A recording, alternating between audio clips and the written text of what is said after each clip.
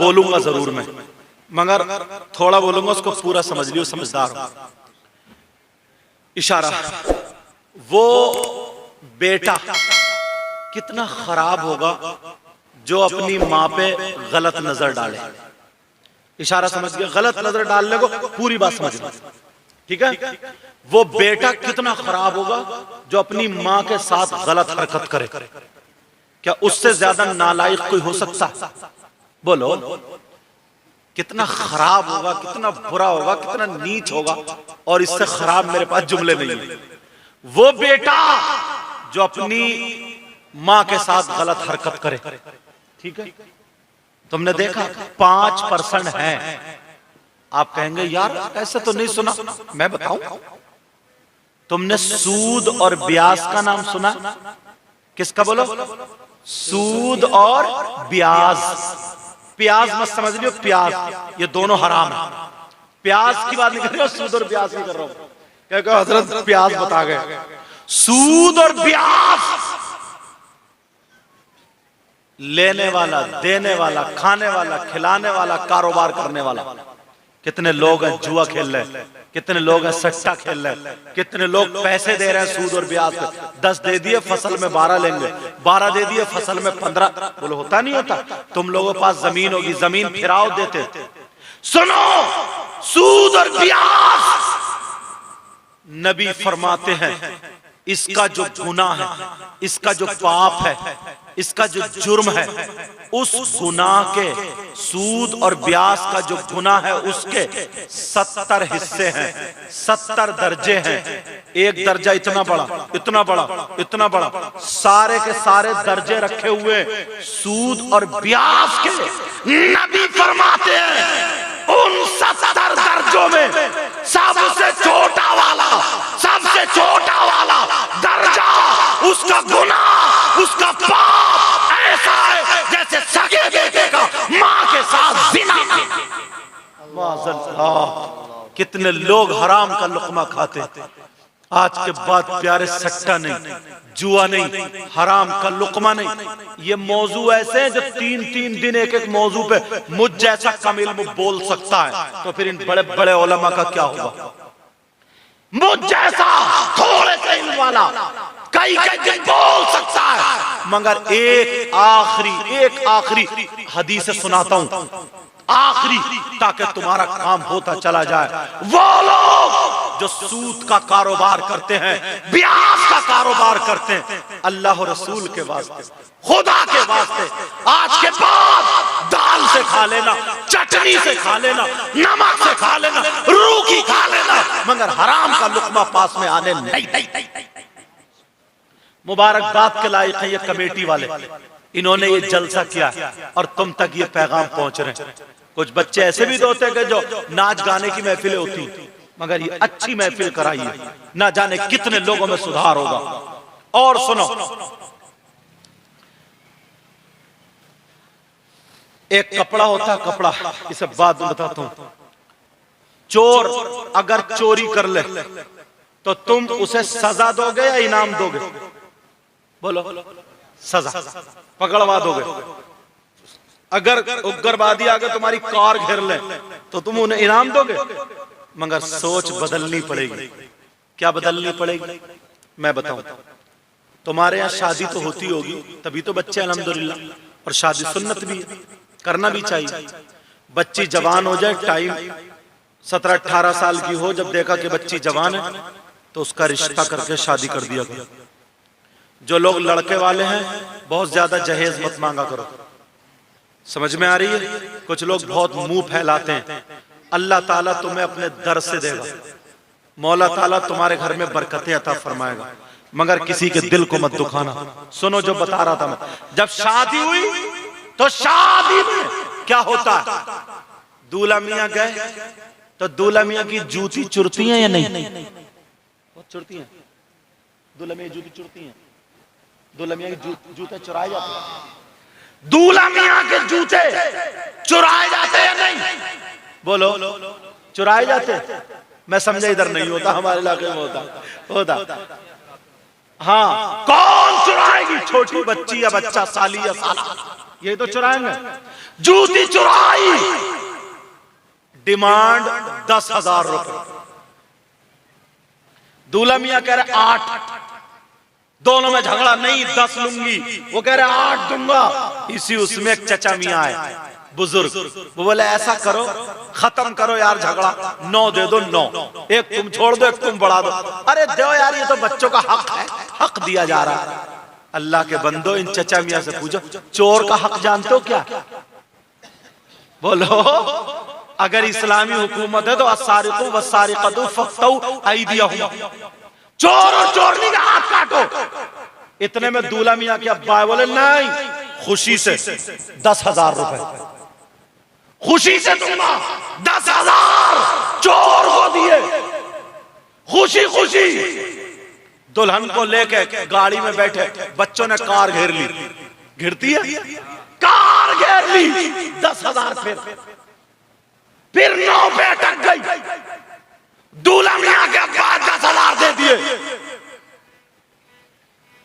उग्रवादियों को तुमने थाने को फोन क्यों नहीं किया, साहब गाड़ी गिर गई, आ जाओ, बारात आएगी सलामत। चोर को पकड़ के उसको थाने में क्यों नहीं बंद कराया? बस बारात आएगी वापस, दुल्हन मिलेगी तुम्हें। 10,000 दिए, 20,000 हो गए, 1 रुपए का सवाब नहीं। चोर को देने से, चोरनी को देने से बेहतर 5,000 का सदका कर देते। नबी फरमाते हैं कि सदका बलाओं और मुसीबतों को टालता है। चोर चोरनी को दे दिए। अब नंबर आ गया इमाम के निकाह पढ़ाने का। किसका है नंबर बोलो? निकाह पढ़ाने का। जब निकाह पढ़ाने का पढ़ा दिया गया, बोले इमाम साहब तुम बोलो। इमाम साहब बोले 10,000। बस अब दूल्हा मियां के बच्चे बिखर गए। लगाओ सदर को फोन, इमाम का दिमाग खराब है, लगाओ, इमाम को हटाओ, इमाम को फेंको, इसका दिमाग खराब है। ये इतना नजराना निकाह पढ़ाने के इतने, सोच बदलो। चोर को 10,000 दे रहे हो, डकैतों को 10,000 दे रहे हो। जो इमाम अगर मर जाए तो नमाज जनाजा पढ़ाने वाला इमाम होता है। बच्चा पैदा हो तो कान में अजान पढ़ने वाला इमाम होता है। दुरूद पादा देने वाला, अजान हो रही है, नमाज हो रही है, कुरान पढ़ा जा रहा है, हाफिज़ कुरान है। इमाम को 10,000 देने में इमामत हट रही है, नहीं दिए जा रहे, झगड़े करे जा रहे। नौजवानों, अब बूढ़ों को हटाओ। याद रखो, तुमने ऐसे इमाम को हटा दिया तो कब तक चलेगी? हश्र के मैदान में किसे मुंह दिखाओ? पूछ लिया जाएगा। चोर को 10, डकैतों को 10, इमाम को बस पूछ लिया जाएगा। आज जो तुमने, मुझे पता नहीं है तुम्हारे यहां के हालात क्या, बड़े बड़े लोग इसी वजह से अपने बच्चों को मदरसे में नहीं पढ़ाते। उन्हें मालूम है मदरसे में इमामत करेगा, 10,000 की तनख्वाह होगी, 12-15 की बस। यहां भी यही होगी शायद, 10-12 हजार की तनख्वाह। मैंने तो ज्यादा करके बोल दिए, अब तुम खुद बताओ, तुम्हें 10,000 अगर दिए जाएं और वहीं बिठाल के रखा जाए, बच्चों को पाल लोगे? उन्हें पढ़ा लोगे? बोलो, कर लोगे? दीन को पीछे हटा रो, पीछे। जब अगर तुम्हारे इमाम की तनख्वाह 35,000 होगी, 30,000 होगी, तो सब लोग अपने बच्चों को पढ़ाएंगे। इंशाल्लाह मेरा बेटा भी पढ़ेगा, मेरा भी पढ़ेगा, मेरा भी। इसी वजह से लोग नहीं पढ़ा रहे। वैसे तो बातें हम बहुत करते, हमारा माशरा, हमारा मामला जो पीछे हट रहा, हजरत इसी वजह से हट रहा। एक जगह तो हजरत ऐसा मामला हुआ, अल्लाह माफ फरमाए, जब मैं बदरुल उलूम में था तो मुफ्ती जलीस और हम लोग साथ में लिखते थे फतवे। मैं नहीं होता था, वो नहीं होते तो मैं, तो राजपुर, मगर इसमें आ जाता, नाम नहीं बताऊं, वहां पे इमाम था, उसकी तनख्वाह थी 8,500। 3 बेटियां थी, 3 बेटियों के बाद एक बेटा हुआ। तो यार कितना प्यारा होता है, बोलो होता नहीं होता। उस बेटे की तबीयत खराब हो गई। जब बेटे की तबीयत खराब हुई तो शाहिद डॉक्टर था वहां पे, उससे दवा लेते रहे तो नहीं हुई। कहा हजरत इस बच्चे को मुरादाबाद ले जाओ। अब मुरादाबाद ले जाने के लिए 5, 7, 10 हजार तो होने ही चाहिए शहर के लिए। एडमिट हो गए वो सदर साहब के सिगरेट साहब पास गया। 22 तारीख थी, का भी महीना पूरा नहीं हुआ, मगर मुझे महीने की तनख्वाह दे दो, जब टाइम हो तो पूरी काट लियो। 7-8 दिन बाकी। उसने कहा 5 तारीख को तनख्वाह मिलेगी, इससे पहले नहीं। बोले बच्चे की तबीयत खराब, बोले तुम्हारे तो रोजाना मरेंगे, इस बहाने कर कर आ जाओगे तो। यार उस इमाम का क्या दिल कहता होगा, रो गया वो। एक बेचारा मस्जिद की दुकान में साइकिल के पिंचर जोड़ता था, साइकिल की दुकान थी, उसके पास 500 रुपए थे। हजरत मेरे पास 500 हैं, बाकी का मैं साइकिल का सामान ले आया हूं, अगर पहले मुझे पता चल जाता तो नहीं। तो वो उसको लेके गया जो दुकानदार था, और एक को और लिया। 2 लोगों को गवाह बना करके मस्जिद की पेटी पे गया वो, और बोले मैं खुदा के घर में कह रहा हूं, ना चोरी कर रहा हूं ना कुछ, तुम्हें गवाह बना के कह रहा हूं, मेरा बेटा बचेगा नहीं, मुझे ऐसा लगता है। मैं इसमें से 8,000 रुपए निकाल रहा हूं, जैसे तनख्वाह मिलेगी वैसे ही मैं पेटी में डाल दूंगा, तुम्हें गवाह बना करके, क्योंकि मुझे अभी लेकर के जाना। उसने पेटी खोली, 8,000 रुपए निकाल के और लेके 2 गवाह बना के। मगर जब सदर को पता चला अच्छा ऐसे हुआ, उसने पूरे गांव में उड़ा दी कि इमाम ने चोरी कर ली, चोरी कर ली, चोरी। अब लोग मजा लेने वाले तो जानते ही हैं, बिगाड़ करने वाले संभालने वाले कम होते, बिगाड़ने वाले ज्यादा। पूरे गांव में अरे साहब, औरतों में आदमियों में इमाम ने चोरी कर ली। उन दोनों की आवाज दबा दी, बेचारा वहां इलाज करा रहा। फतवा लेने आ गए साहब बदरुल उलूम जसपुर हमारे यहाँ, फतवा लेने कि चलो ऐसे इमाम के पीछे नमाज होगी या नहीं होगी। उसने मुझे वहीं से फोन लगा दिया मुरादाबाद से, कहा हजरत ऐसे ऐसे ऐसे ऐसे बात है, उन आदमियों को आप बुला लो। मैं भी मुरादाबाद में हूं बेटे। उन दोनों को बुलाया, बोले हजरत इमाम साहब की बात सच है। मैंने कहा ठीक है, अब आने दो तुम। उन्होंने जो था इतना बड़ा इमाम के खिलाफ लिख लिख के ऐसा और वैसा, यूं तू तमाम बातें। जैसे ही आए, मैंने कहा पूरी जो कमेटी है तुम्हारी, उन सबको लाओ बुला के। 7-8 लोग आए, मैंने लड़के इकट्ठे कर रखे थे, और मदरसे के फजीलत में पढ़ने वाले बड़े बड़े बच्चे थे, समझे। 20-25 को लगा के मैंने कहा सबको हाल कमरे में बंद कर दो। अब तो बोले अरे क्यों? मैंने कहा तुम पे इतना जूता फिरेगा, एक आलिम की, एक इमाम की तुमने बेइज्जती की। और मैंने कहा अब मैं फतवा निकालूंगा और कोतवाल को बुलाकर तुम्हें भी जेल भेजूंगा कि क्यों कि तुम मदरसे में चोरी करने घुसे हो। समझ में आ रही? अब तुम्हारा ये मंजर, बच्चों जब पकड़वा के धक्के लगवा के जब डाला, मैंने कहा सदर होगा अपने घर का होगा, समझे। और बुला करके गांव वालों में ऐलान करा दिया, 2 ट्रैक्टर ट्राली भर के आ जाते हैं, पूरा गांव के सामने। जब मैंने बात रखी है, इमाम से बात कराई हैंड फ्री करके, और उन दोनों गवाहों के सामने में, तो उन पे थू कर रहे थे, लानतें कर रहे थे। तो उस इमाम ने, मैंने कहा हट जा, 12,000 रुपए की दूसरी जगह मस्जिद मैंने दिलवाई। मैंने कहा यहाँ पे रह, और जब दुआ की है मदरसे के बच्चों ने, मेरे मुंह से भी निकल गया। मैंने कहा या अल्लाह, या तो इन्हें हिदायत दे दे, या फिर इन जालिमों से हिसाब किताब ले ले। तो उनमें से 3 दिन नहीं गुजरे हैं, 3 लोगों के जवान बेटे मारुति कार से टकरा करके हाथों हाथ। इमाम की बददुआ मत ले लेना, खुदा की कसम दिल पिघल गया तो कह रहा हूं, आलिम की बददुआ मत ले लेना। इसलिए हम अपनी जबान बड़ी संभाल के चलाते हैं। ये आलिम एक कपड़ा कुरान पाक का 20 रुपए मीटर वाला अगर कुरान पे लग जाए तो सब लोग उसे चूमते हैं, सर पे रखते हैं, आंखों से लगाते हैं। एक कागज कुरान की आयत लिख दो, उसे चूमते हो, पता नहीं वो कौन सी फैक्ट्री में बना। ये आलिम, ये इमाम, इसके सीने में कुरान है, ये कुरान का कपड़ा है, कुरान की पेटी है, कुरान का जुस्तान है। इसका क्या आलम होगा अगर सूरह नूह पढ़ के रो करके बददुआ करती तो बेड़ा गर्क हो जाएगा। तुम्हें खुदा का वास्ता, रसूल पाक का वास्ता, अपनी नस्लों को बर्बाद मत करना। अगर आबाद करना है तो इमामों की इज्जत करना होगी, आलिमों की इज्जत करना होगी, कारियों की इज्जत करना होगी, नमाजियों की इज्जत करना होगी, हाजियों की इज्जत करना होगी, हर बड़े की इज्जत। समझ में आ रही है बात? ये मत सोचना कि मैं इन इमामों की हेल्प कर रही हूं, मैं तुम्हारी हेल्प कर रहा हूं, तुम्हारी हेल्प कर रहा हूं।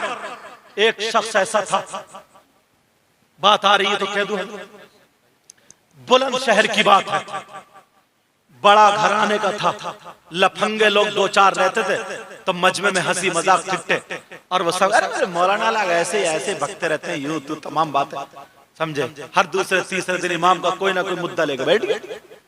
मुहर्रम पे मैं तकरीर करने गया तो कहा तुमने सुना नहीं सही? अरे बोले सही, इमाम हुसैन सैयद ऐसे ही होता ही, इस तरीके का जुमला बोल गया। या अल्लाह, इमाम रो गया यार, रो गया वो इमाम। अल्लाह ने उस शख्स के मुंह में कैंसर कर दिया, कैंसर कर दिया, कैंसर।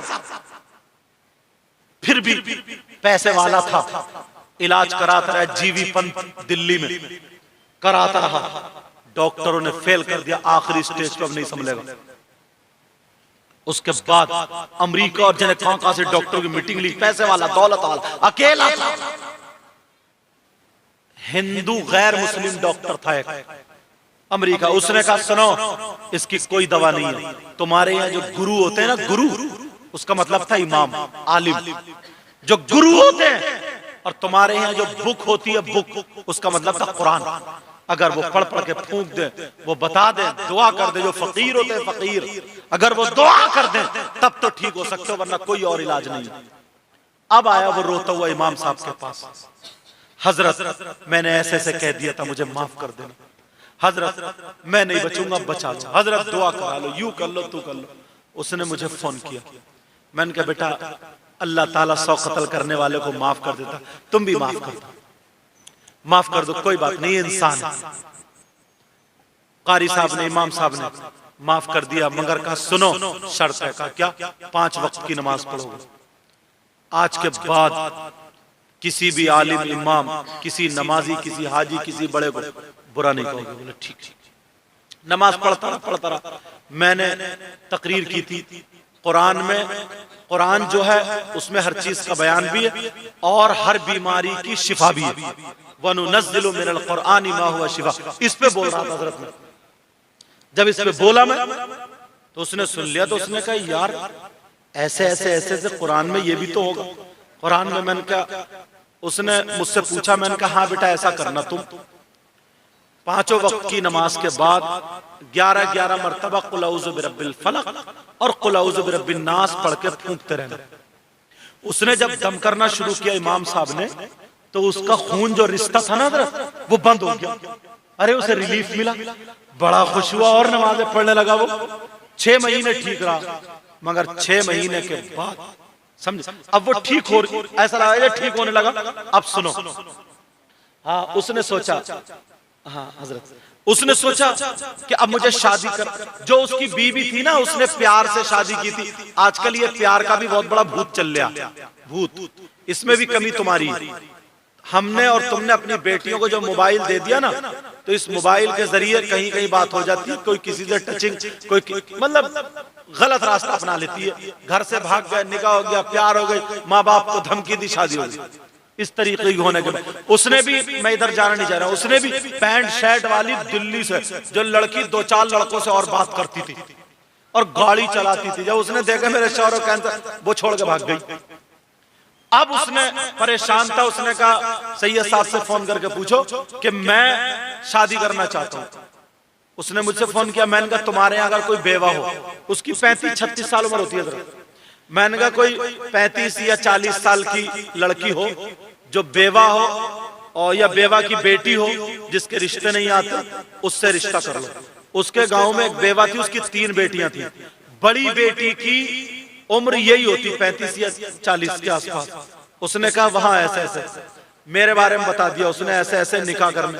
तो यार वो रोने लगी बेवा कि इतना मालदार का मेरे घर पे रिश्ता, मैं तो तुम्हें चाय तक नहीं पिला पाऊंगी।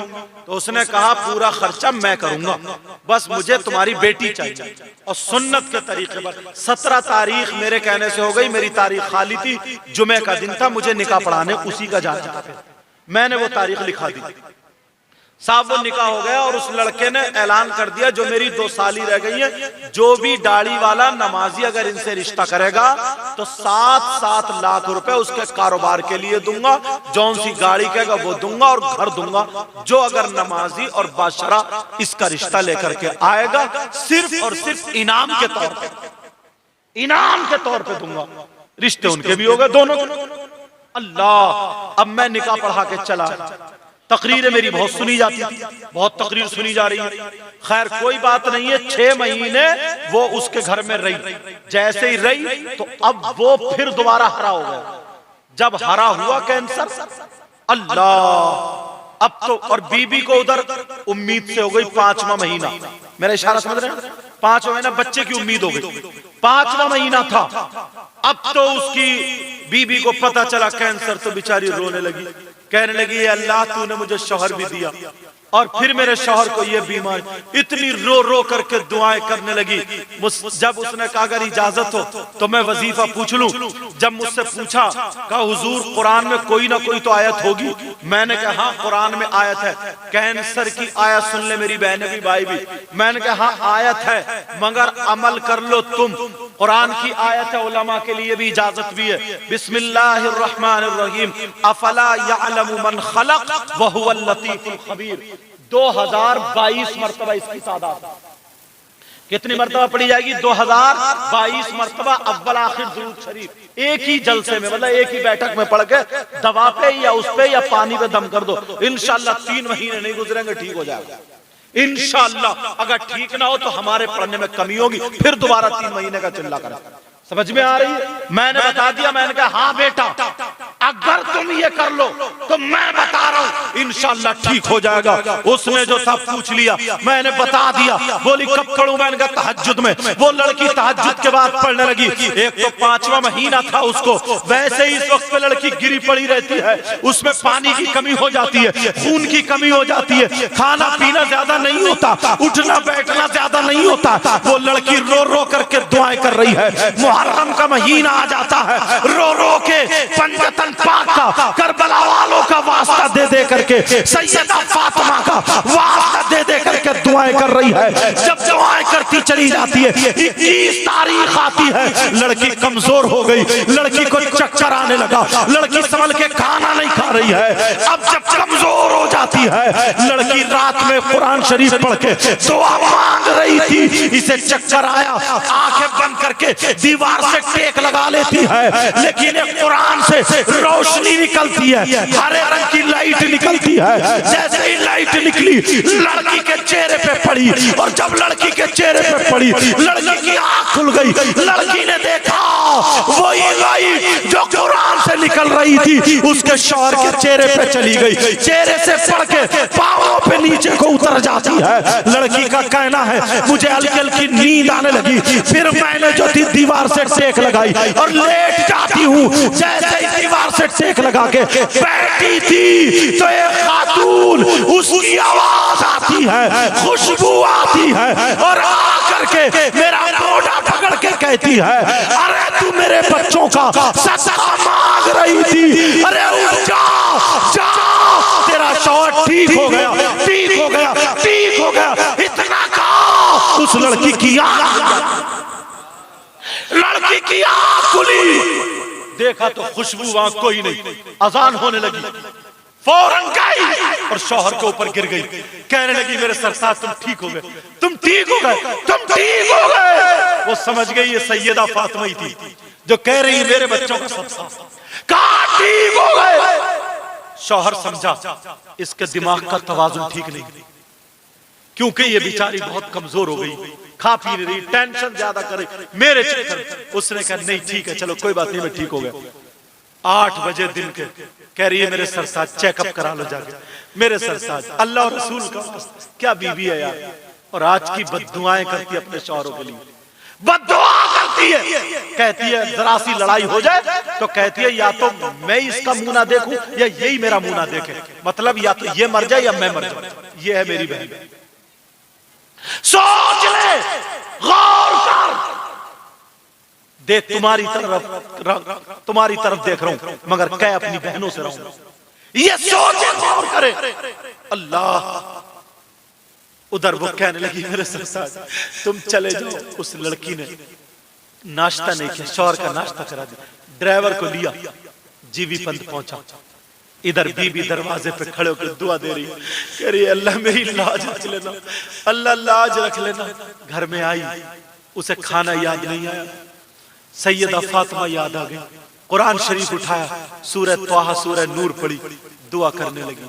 दुआ करते करते उसे चक्कर आ गया, गिर गई, सर फट गया, बेहोश हो गई, खून निकल के गर्दन में आ गया, दुपट्टा कहीं पड़ा, कुरान खुला रह गया, खुद पड़ी, कोई इतना भी नहीं है कि आधा चम्मच पानी दे दे, घर में कोई बच्चा भी नहीं था, सुबह से दोपहर तक पड़ी रही, अल्लाह कोई हिफाजत वाला भी नहीं है सिवाय फरिश्तों के। ओ मेरी बहन, मैं तुझसे हाथ जोड़ के कहता हूँ अपने शौहर को कभी मत सताना, अपने शौहर को तकलीफ मत देना। वो लड़की बेहोश पड़ी है, वो लड़की बेहोश, दोपहर हो गया। उधर उसका शौहर जब चेकअप कराता है तो जो चेकअप कराए नॉर्मल, जो चेकअप कराए नॉर्मल, जो चेकअप कराए बिल्कुल सही है। 4 बज गए, जितने चेकअप कराना थे करा लिए। इतना खुश हुआ, इतना खुश हुआ, जितने पैसे थे जेब में, मालदार था, 40-50 हजार तो रहते ही थे, जितने पैसे थे सबका अपनी बीबी के सोने का हार ले आया, कहा तोहफे में पेश करूंगा, और खुशी के मारे। मगर क्या पता था बीबी ने रात भी खाना नहीं खाया, बीबी ने सुबह भी नाश्ता नहीं किया। क्या पता था मेरी बीबी घर में बेहोश पड़ी है, मक्खी भी लग रही है, इतना भी नहीं है जो आधा चम्मच पानी पिला दे। क्या पता था मेरी बीबी किस हाल में, दुपट्टा भी अलग पड़ा हुआ। ओ मेरी बहनों, तुम शादियों में जाती हो, तुम्हारे सर पे दुपट्टा नहीं होता, तुम मर्दों की तरफ को जाती हो। मेरी बहन, तुझे खुदा का वास्ता, अल्लाह और रसूल का वास्ता, ये तुम्हारा इस्लामी रिश्ते का भाई है, तुम जरूर अमल करना। मेरी बच्चियों, आज के बाद तुम दिखा देना, हम फातिमा तो नहीं बन सकते मगर फातिमा की कनीज जरूर बनेंगे। वो इस्लाम की शहजादी, कुरान खुला है, वो अकेली पड़ी है, रहमत के फरिश्ते पहरा दे रहे, उसका वो, और 5-6 महीने किस हाल में होगी, पेट से थी वो। अल्लाह अल्लाह, ऐसी भी लड़कियां हैं, अगर तुम दौलत के चक्कर में करोगे, मोटरसाइकिल के चक्कर में करोगे, कार के चक्कर में करोगे, तो तुम्हें लड़ाई झगड़े मिलेंगे, तुम्हें बरकतें नहीं मिलेंगी। गरीब की बेटी करोगे तो तुम्हें सुकून से रोटी देगी, इस्लामी शहजादी करोगे, नमाज पढ़ने वाली करोगे, कुरान पढ़ने वाली करोगे, मर जाएगी मगर तुम्हें कभी तकलीफ नहीं देगी। तुम देख नहीं रहे हो, ये इस्लाम की शहजादी लेटी है, उधर चेकअप कराए, सारे चेकअप नॉर्मल। जब आया घर में हार लेकर के, कहता मेरी बीबी कनीज फातिमा काओ काओ। अरे मैं ठीक हो गया, इधर देखा नहीं, इधर देखा नहीं, क्या हुआ, कहाँ गई? जब जाकर के देखा, जिस कमरे में वो नमाज पढ़ती थी, कुरान पढ़ती थी, बेहोश पड़ी है, खून निकल निकल के जम जाता है, कुरान खुला हुआ है। उसने आकर के कुरान को बंद किया, चूमा, और बीबी को संभाला, दुपट्टा उड़ाया, अपनी गोद में ले लिया, अपनी गोद में। ये इस्लाम की शहजादी थी, अपनी गोद में लेकर रोने लगा और कहने लगा, मौला वो मेरी पहली बीवी थी, छोड़ के भाग गई, और ये मेरी खातिर कितनी दुआएं कर रही है, ये गरीब की बेटी थी, ऐ अल्लाह पता नहीं इसको किसने तकलीफ पहुंचाई है, पता नहीं क्या हुआ है। बीबी होश में आओ, होश में आओ। रो रो करके जब उसने दुआ की, आंखों से आंसू चेहरे पे गिरे, लड़की होश में आ जाती है। जब होश में आई तो घबरा गई, मैं कहाँ हूँ। जब देखा मेरा शौहर है, फिर दोबारा चिपट जाती है, गोद में बैठ जाती है, कहती है मेरे सरताज बोलो क्या बात है। कहने लगी मेरे सरताज, क्या तुम ठीक हो गए या नहीं हो गए, बताओ तुम्हारी रिपोर्टें कैसी आई। शौहर रोता हुआ बोला, कहो मेरी नेक बीबी, ओ नेक बीबी, मेरी तकरीर ने मेरी जिंदगी बदल दी है। प्यारो, ये तकरीर तुम्हारी जिंदगी बदलने वाली हो जानी चाहिए। आज के बाद झूठ मत बोलना, आज के बाद गीबत मत करना, आज के बाद शराब मत पीना, आज के बाद इमामों को बुरा, आलिमों को बुरा, नमाजियों को बुरा, हाजियों को बुरा, माँ बाप को बुरा मत कहना। मैं इस्लामी रिश्ते का तुम्हारा भाई हूँ। हश्र के मैदान में जरूर काम आऊंगा, तभी काम आऊंगा जब तुम मेरे नाना के तरीके पर रहोगे। और मेरे लिए भी दुआ करना, अल्लाह मुझे भी हिदायत नसीब फरमाए। कहो मेरी बीबी, ओ मेरी बीबी, बताओ किसने तुम्हें सताया है? बोलो किसने तुम्हें ये मारा है? बोलो तुम्हारा सर कैसे फटा है? अगर पूरी दुनिया से लड़ना पड़े तो मैं लड़ जाऊंगा। मेरे खून का एक एक कतरा तुम्हारे लिए है। अगर बीवी अपने शौहरों से मोहब्बत करेंगी तो ये शौहर अपनी बीवियों के लिए खून बहा देंगे। मगर बीवी कई कई बच्चों की माँ हो गई, मगर मोबाइलों पे अब भी SMS गलत लिखती है, अब भी गैरों से बातें करती है, अब भी इसका पहनावा सही नहीं है, अब भी इसका चालो चलन ठीक नहीं है। मगर कुछ लोग मर्द भी ऐसे हैं, कई कई बच्चों के बाप हो गए, घर में बीवी है, दूसरी औरतों के पास जाते हैं, दूसरी औरतों से बातें करते हैं, मोबाइल के गलत तरीके से पकड़े जाते हैं। तुम्हें अल्लाह और रसूल का वास्ता, मेरी बहनों तुम्हें भी खुदा का वास्ता, आज के बाद ये उलमा की मौजूदगी में तुम्हें सुधरना पड़ेगा। वो लड़की से जब कहा, वो लड़की बोली कहा, बताओ तुम्हें किसने मारा है? तो वो लड़की कहने लगी, मेरे सरताज ऐसा कुछ भी नहीं है, ऐसा कुछ भी नहीं है। मैं दुआ मांग रही थी, गिर गई। कहा मेरे सरताज मैंने रात भी खाना नहीं खाया था, मैंने खाना नहीं खाया, दुआ करती रही, मैंने ऐसे ऐसे लाइट देखी, फिर मैंने सुबह भी नाश्ता नहीं किया, मुझे भूख के मारे चक्कर आने लगा, तुम चले गए, मैं सूरह नूर सूरह तोहा पढ़ के दुआ कर रही थी, खड़े होकर के दुआ मांग रही थी, तो मुझे चक्कर आ गया, आंखों के नीचे अंधेरा आ गया, मुझसे संभला नहीं गया, मैं गिर गई, सर फट गया, फिर बेहोश हो गई, फिर मुझे पता नहीं चला। अब तुम बताओ क्या बात है? शौहर ने कहा, ओ मेरी बीवी, मेरी सारी रिपोर्टें नॉर्मल है, मैं ठीक हो गया हूँ, बात सही है। कहा सरताज सच बताओ, मुझे तुम अच्छा करने के लिए तो नहीं कह रहे हो? कहा नहीं बीबी, नहीं बीबी, मैं ठीक हो गया, रिपोर्टें देखो।